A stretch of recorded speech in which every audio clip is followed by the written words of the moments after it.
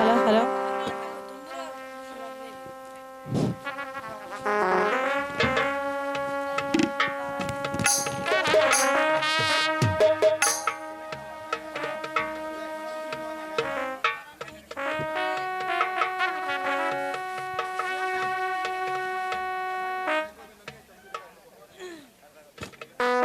Hello hello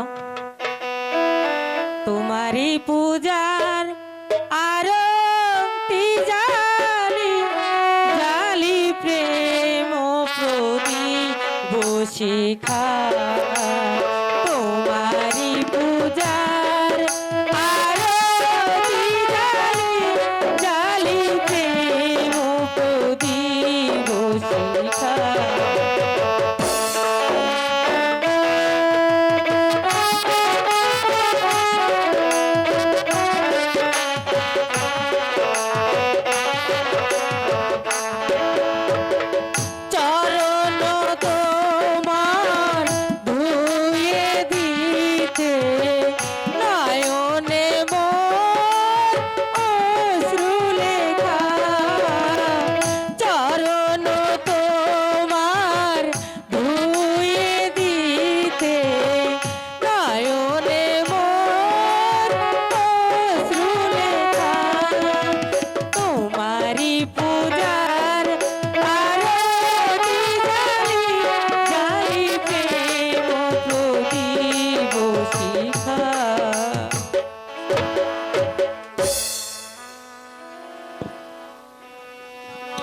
নমো নমো নমো নমো নমো নমো নমো নমো কি আমি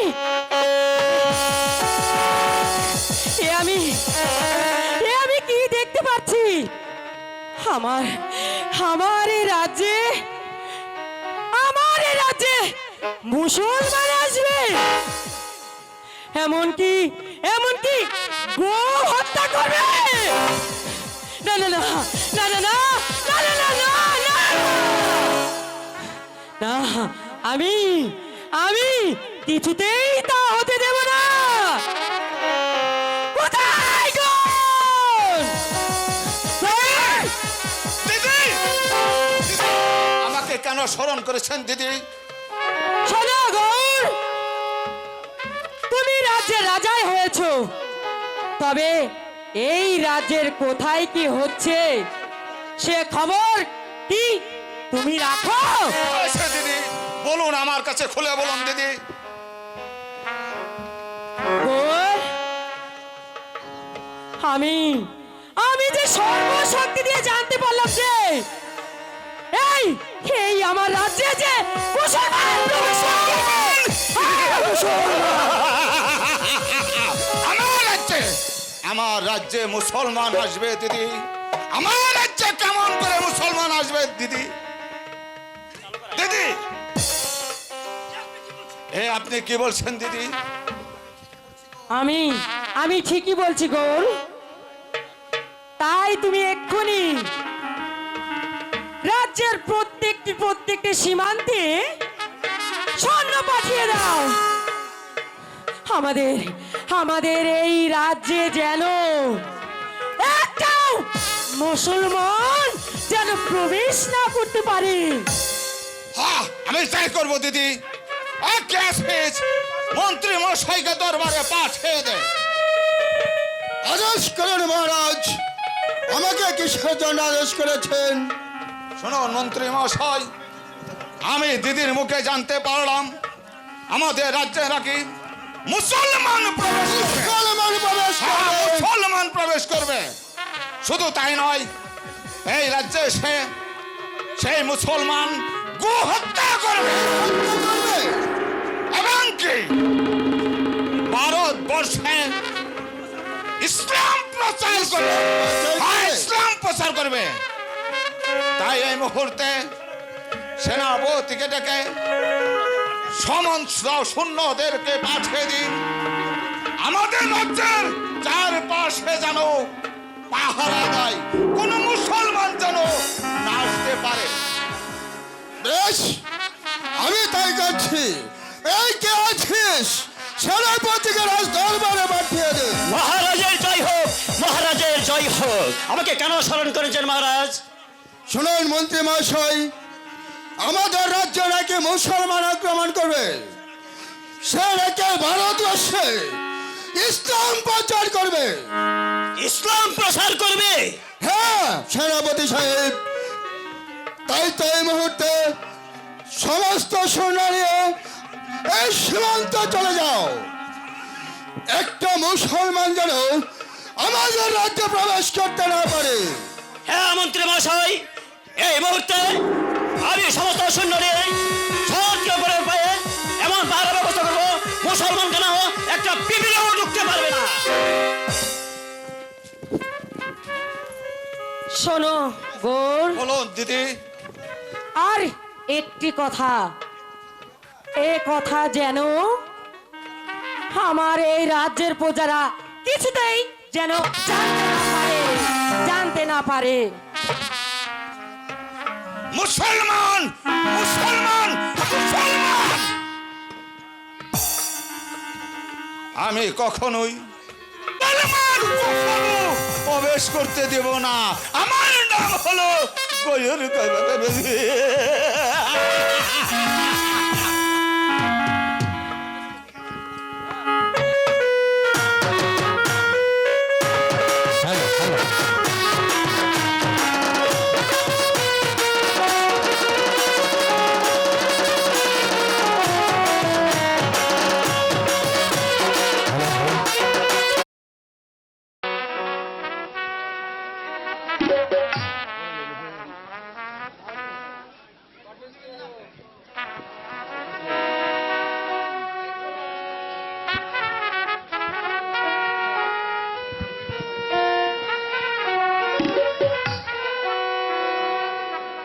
স্বামী,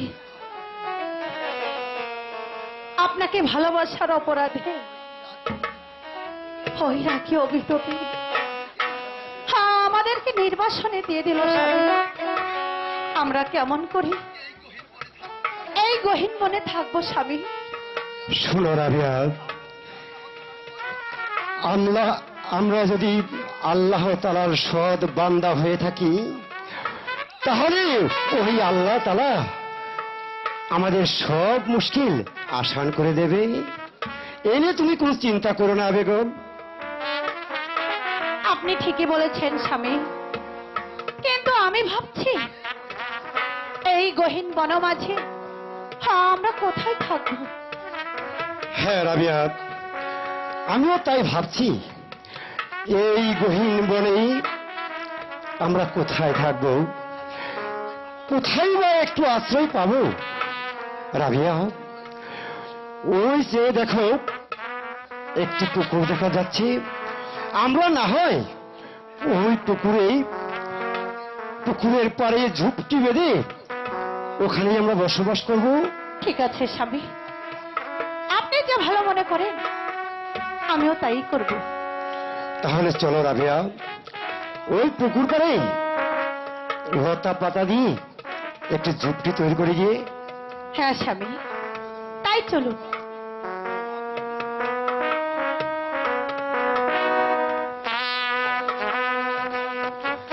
রাবিয়া, আমাদের ঝুপটি দেখো কত সুন্দরভাবে তৈরি হয়ে গেছে। স্বামী, স্বামী গো, ঝুপড়ি তো আমাদের তৈরি হয়ে গেল, কিন্তু আমার যে বড্ড খিদে পেয়েছে। বড্ড স্বামী। ক্ষুধা পেয়েছে। হ্যাঁ, আমাকে কিছু খেতে দিন। রাবিয়া, এই বনমাঝি আমি তোমার জন্য কোথা থেকে খাবার আনবো? স্বামী, স্বামী গো, খাবার না খেলে আমি যে প্রাণে বাঁচব না। রাবিয়া, তুমি কথা বলো না রাবিয়া, তোমাকে যে বাঁচতেই হবে। রাবিয়া, তুমি এই ঝুপটি মাঝে বসে একটু অপেক্ষা করো, আমি দেখি এই বনমাঝি কোথাও ফল জোগাড় করতে পারি কিনা। ঠিক আছে স্বামী, আপনি খুব তাড়াতাড়ি আসবেন। হ্যাঁ রাবিয়া, আমি যাব আর আসবো। ঠিক আছে।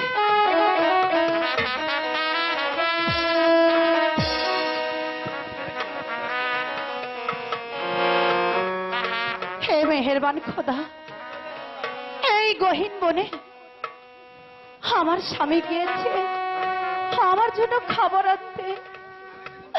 ওগো মেহেরবান খোদা, তুমি আমার স্বামীর সহায় থেকো খোদা, তুমি আমার স্বামীর সহায় থেকো। হ্যালো,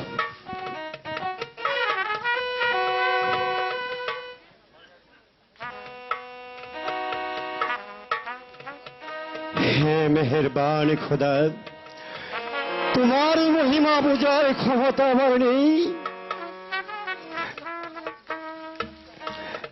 এত বড় একটা বন এত সুন্দর করে সাজিয়ে রেছ, সবই যে তোমার মহিমা আমি যে ভাবতে পারছি না। ওগো মেহেরবান খোদা, আজ আমার যে অবস্থা, এখানে আসতে হলো।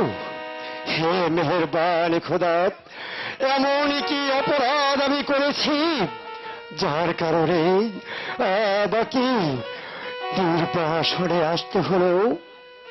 হে খোদা, ভালোবাসা কি অপরাধ? যদি তাই হয়ে থাকে, ইসুফ নবী কেন জমে থাকে, আয়ুব নবী কেন, বিবি রহিমাকে সিঁড়ি কেন ভর হবে, মজনুকে ভালোবেসেছিল, এই কি তাদের অপরাধ? তাই যদি না হয়, তাহলে তাহলে রাবিয়াকে ভালোবাসা আমার কেন অপরাধ হবে? হয়তো ওই ইরাকের মানুষের কাছে আমি অপরাধী, কিন্তু মেহেরবান খোদা তাআলার কাছে আমি কোনো অপরাধ করিনি, এই বিশ্বাস আমার আছে। রাবিয়া, স্বামী,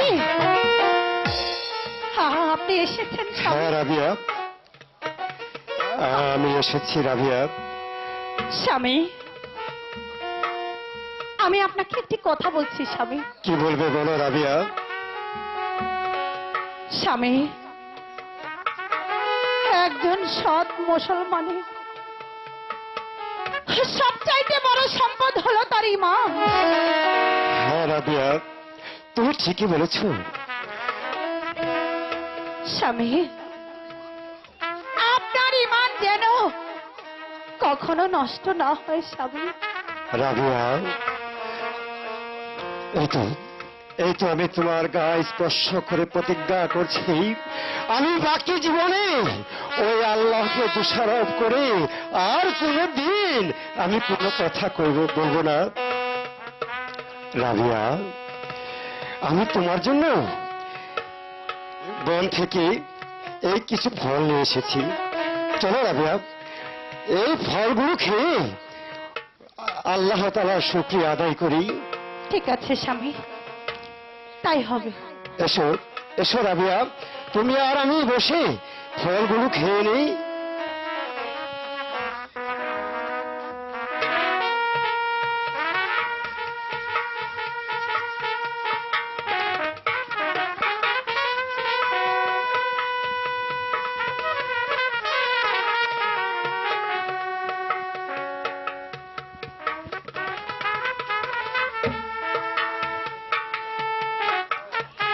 রাবিয়া,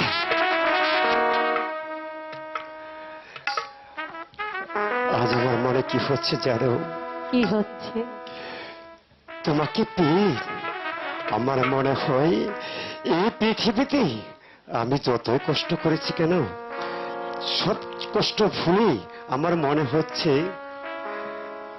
আমি এই পৃথিবীতে কি জানো, কি? আমি সুখী। কতটা সুখী? আমার মতো এত সুখী নয় তো কারো জীবন,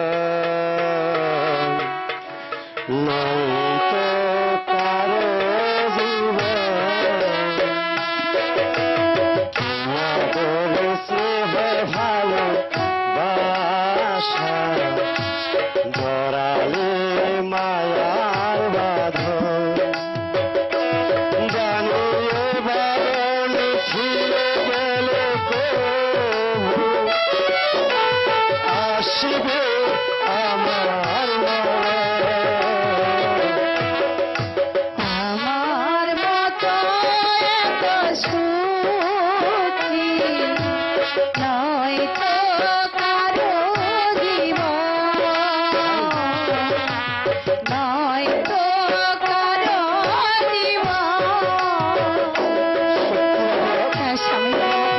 সখী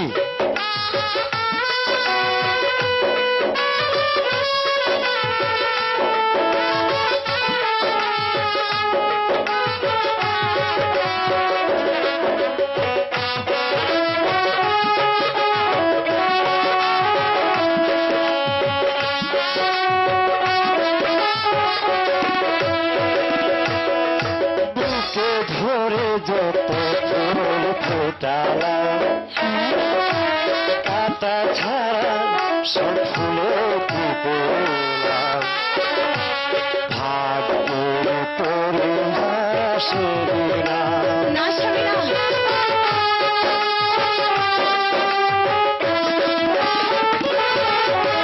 বুকে ধরে যত ফুল ফোটালো সে ফুলের কাটা ছাড়া কি পেলাম? ভাগ্যের পরিহাসের নাম। কেন নিয়তির কাছে বারে বারে হেরে যায় মানুষ এমন? আমার মতো এত সুখী নয় তো কারো জীবন। কি আদর স্নেহ ভালোবাসা ভরালে আমার জীবন। সখী জানি এ বাঁধন ছিঁড়ে গেলে কবু আসবে আমার মরণ। আমার মতো এত সুখী নয় তো কারো জীবন।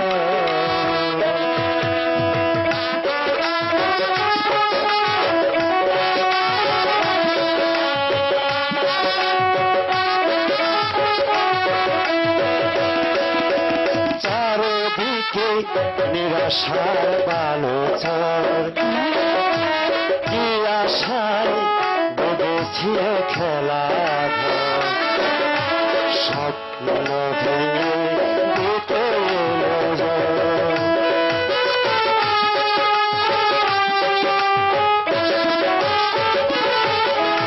চারিদিকে নিরাশা বালুচর কি আশায় বেঁধেছি খেলা স্বপ্ন ভেঙে দিতে এলো ঝড়।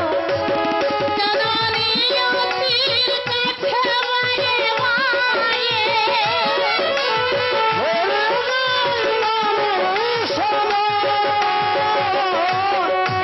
আমার মতো এত সুখী নয় তো কারো জীবন। নয়তো কারো জীবন। রাবিয়া রাবিয়া আমার যে বড্ড ঘুম পাচ্ছে। রাবিয়া আমি একটু ঘুমাবো, তুমি আমাকে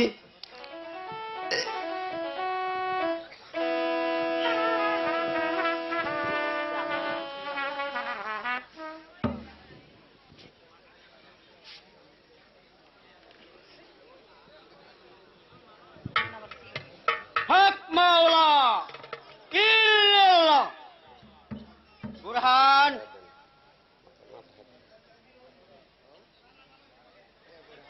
হ্যাঁ বুরহান, তুমি শোনো,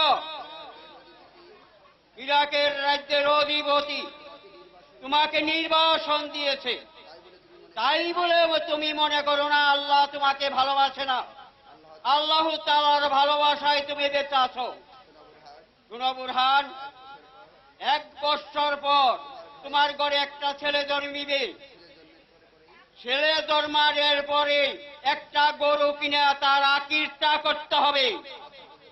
এ কথা যেন তোমার মনে থাকে। হক মাওলা, হক মাওলা। রাবিয়া স্বামী, রাবিয়া আপনি এমন করছেন কেন স্বামী?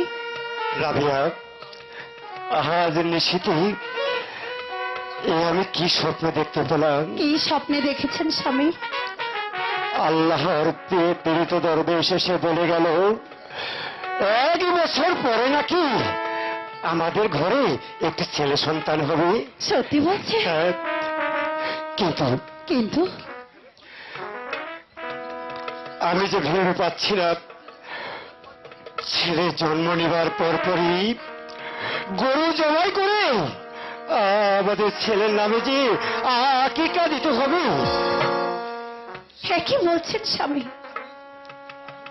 আমিও তো ঠিক একই স্বপ্ন দেখলাম। হ্যাঁ, সত্যি বলছো রাবিয়া? হ্যাঁ স্বামী।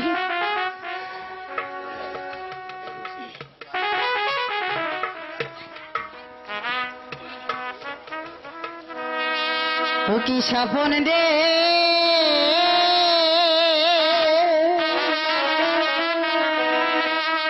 খিলাম আমি গো,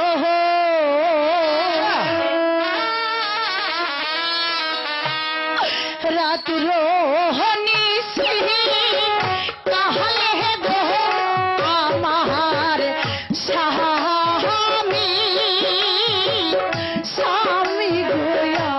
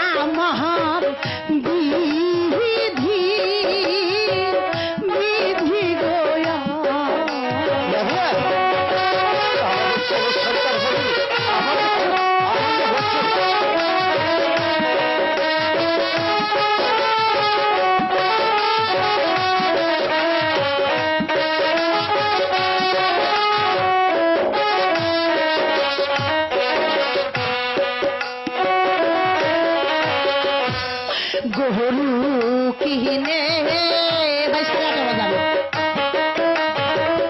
করব কোরবানি, ছেলে গিয়া রে দারুন বিধি বিধি গোয়া।